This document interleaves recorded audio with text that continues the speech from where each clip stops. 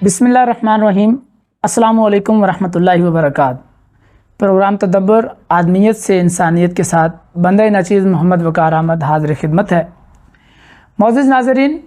गुज़िश्ता नशिस्त के अंदर हमने बच्चों की तरबियत के बारे में बड़ी सैर हासिल गुफ्तगू की और कौन कौन से अवामिल एक बच्चे की तरबियत में अहसन रोल प्ले करते हैं और एक इम्पैक्ट डालते हैं कि एक बच्चा एक आदमियत से इंसानियत के सफ़र की तरफ कैसे गमज़न होता है।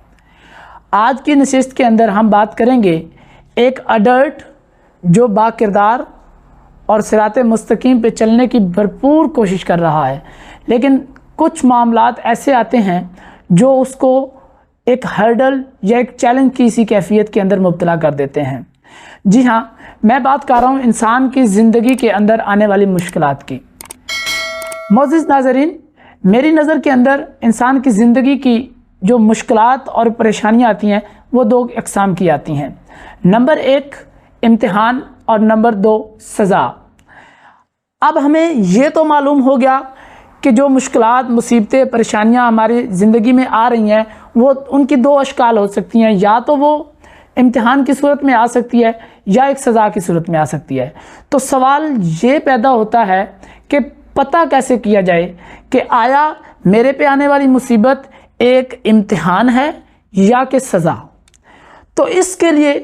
एक बड़ा ही, जिसे कहते हैं कि मुनसिफाना तरीके से इंसान को अपनी ज़ात का अहाता करना पड़ता है। अपनी ज़ात का अहाता करने के बाद अगर इंसान को लगे कि माजी के अंदर उससे कोई ना कोई ऐसा गैर इखलाकी अमर सरजद हो चुका है जिसकी सज़ा के तौर पे ये दुख, परेशानी या मुसीबत उसके गले आन पड़ी है, तो इस सिचुएशन के अंदर डेफिनेटली अल्लाह करीम की ज़ात कोई ना कोई एग्ज़िट वे इंसान के लिए ज़रूर छोड़ता है। तो वो एग्ज़िट वे हम आम अल्फाज में उसे तौबा का रास्ता कहते हैं कि अल्लाह करीम की ज़ात ऐसी सिचुएशन में इंसान से तौबा की डिमांड कर रही है। अब चलते हैं दूसरी जानिब क्या होता है कि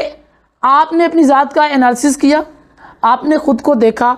आपने ख़ुद को अच्छे से ऑब्ज़र्व किया, आया यार मुझसे कोई ऐसी गलती तो सरज़द नहीं हुई जिसकी बिना पे ये मेरे लिए सज़ा के तौर पे आई है। आपने जब अपनी ज़ात का अहाता किया,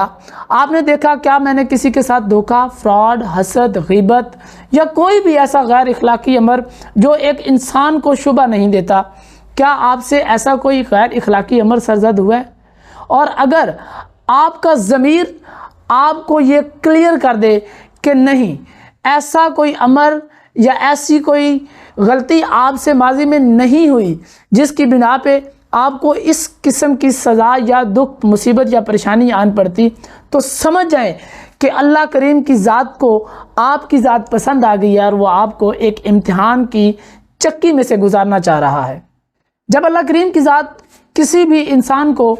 इम्तिहान से गुजारता है तो वो भी जिस तरह एक सज़ा के अंदर वो अल्लाह करीम की ज़ात इंसान से डिमांड करती है कि वो तौबा का रास्ता अपनाए और अपने गुनाह का कफ़ारा अदा करते हुए राह रास्त पे आ जाए, तो इसी तरह इम्तिहान की सिचुएशन में भी अल्लाह करीम की ज़ात इंसान से कोई ना कोई ऐसी चीज़ डिमांड कर रही होती है जो उसके मकाम और मर्तबे को मज़ीद बुलंद करती है। तो इम्तिहान के दौरान अल्लाह करीम की ज़ात जो चीज़ इंसान से डिमांड करती है वो है सब्र। सब्र एक ऐसी कैफियत है कि जो इंसान को अल्लाह करीम का कुर्ब हासिल करने में मावन साबित होती है। मौजूद नाज़रीन, सज़ा के अंदर स्टेज 1 पे बात रुक जाती है कि जब इंसान तौबा करता है तो अल्लाह करीम की ज़ात उस पर मेहरबान हो जाए, उस पर रहम फरमा दे, तो उससे वो मुसीबत टल जाती है। लेकिन इम्तिहान में कैफियत जो है वो कुछ अजीब हो जाती है और वो सिचुएशन ऐसी बनती है कि अल्लाह करीम की ज़ात को अगर आपसे सब्र की डिमांड थी और आपने सब्र का मुज़ाहिरा किया, उसके बाद अगर अल्लाह करीम की ज़ात को आपका सब्र पसंद आ गया तो वो इम्तिहान को डबल भी कर सकता है, वो आपको मज़ीद दबा सकता है, वो आपको मज़ीद इम्तिहान की चक्की में रगड़ सकता है। मेरी इस बात की आप यकीनन तस्दीक करेंगे कि इम्तिहान से गुजारने में अल्लाह करीम की ज़ात का मकसद इंसान की साबित कदमी और मुस्तकिल मिजाजी को टेस्ट करना होता है। और अगर इंसान इम्तिहान की सिचुएशन से کامیاب ہو کر سرخرو ہو کر نکلے تو وہ اولیاء اللہ کی راہ پر گامزن ہو جاتا ہے۔ تو معزز ناظرین، آج کا جو لیسن ہمارا اس نشست کا رہا ہے وہ یہ ہے کہ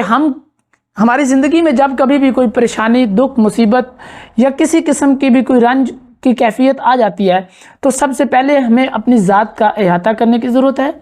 کہ آیا ہم راہ راست پر ہیں یا راہ راست سے بھٹک چکے ہیں۔ اگر انسان کو لگتا ہے کہ وہ راہ راست سے بھٹکا ہے تو سمجھ جائیں کہ یہ ایک سزا کے طور پہ اللہ کریم کی ذات کی طرف سے مسلط کر دی گئی چیز ہم پر، اور اگر انسان کے ضمیر کی آواز یہ کہتی ہے کہ یہ ایک امتحان ہے تو پھر سارا معاملہ آپ لوگوں کی آنکھوں کے سامنے ہے کہ آپ سے اللہ کریم کی ذات جو ہے وہ صبر کی ڈیمانڈ کر رہی ہے۔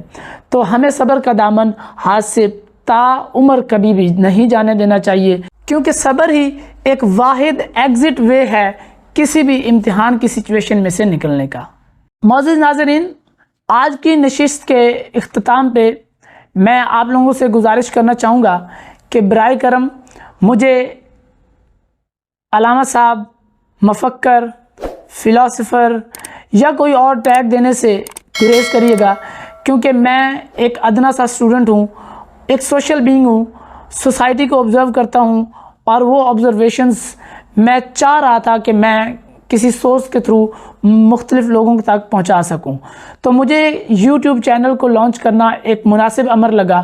اور الحمدللہ سکسیسفلی کچھ دوست احباب کے مشورے اور ان کے تعاون کے ساتھ میں نے اسے لانچ کیا ہے، اور آج آپ میری آواز کو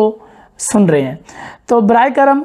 میرے الفاظ کو حرف آخر بالکل نہیں گمان کرنا۔ جو چیزیں میں آپ سے شیئر کروں گا اگر وہ کسی بک سے تعلق رکھتی ہوں یا کسی دوسرے مفکر سے تعلق رکھتی ہوں تو میں انشاءاللہ تعالی العزیز ان کا باقاعدہ حوالہ دوں گا۔ ادروائز دوسری چیزیں جو میں سوسائٹی سے آبزرو کرتا ہوں میں انشاءاللہ آپ سے صرف وہی شیئر کروں گا، اور میرے الفاظ کو میں ایک بار پھر التماس کرتا ہوں کہ حرف آخر کی طرح بالکل نہیں لینا۔ ہر شخص کا ایک اپنا سوشل سیٹ اپ ہوتا ہے، میں بھی جو چیز میں آپ سے ڈسکس کر رہا ہوں، جو آپ سے شیئر کر رہا ہوں وہ میرے ایکسپیرینس میں پازیٹیو ہو لیکن کسی اور سوشل سیٹ اپ کے اندر وہ اس طرح ایگزسٹ نہ کرتی ہو، تو برائے کرم اس چیز کو اتنا سخت ریئیکٹ نہیں کرنا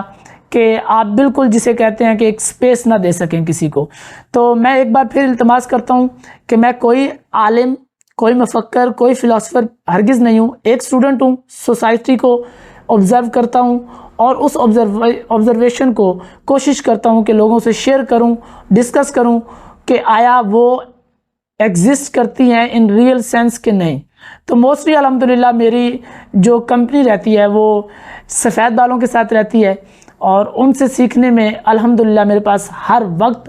ہر ایک انڈیویجول کے لیے ایک کوسچن ہوتا ہے کہ ایک انہوں نے عمر گزاری ہے تو ڈیفینیٹلی کیوں نہ ان سے ایک سوال کیا جائے، اور ایک سوال کرنے کے بعد الحمدللہ وہ سوال صرف ایک ہوتا ہے لیکن جواب بہت سارے سوالوں کے ملتے ہیں۔ جزاک اللہ۔ السلام علیکم ورحمۃ اللہ وبرکاتہ۔